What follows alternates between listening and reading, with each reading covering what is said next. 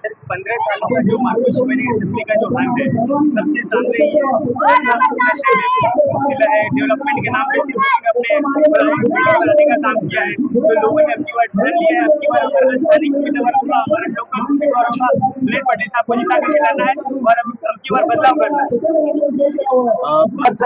आमच्या नेत्यानं Bharatiya Janata party, Republican party आणि शिंदे साहेबांची शिवसेना आणि अजितदादांची राष्ट्रवादी या पक्षाचा जो आमचा अधिकृत उमेदवार आहे ते सुरेश बुलेट पाटील हे आहेत आमच्या पक्षात आहेत आणि या विभागातील एक मराठी तरुण तरफदार सुशिक्षित अनुभवी ज्याला प्रशासनाचं नॉलेज आहे असा आमचा या विभागाला उमेदवार दिलेला आहे तो बुलेट पाटील आहेत।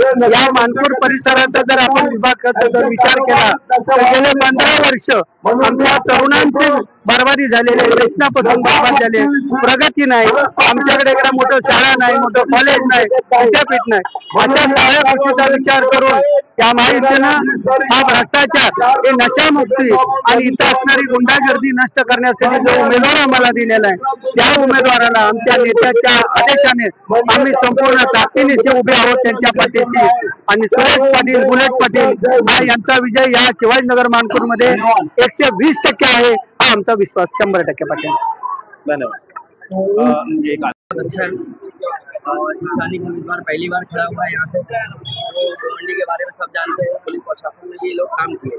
तो बुलेट पाटिल साहब को मालूम है कैसे नशा खत्म करना है, कैसे डेवलपमेंट लाना है और कैसे लोगों को यहाँ के एजुकेशन देना है।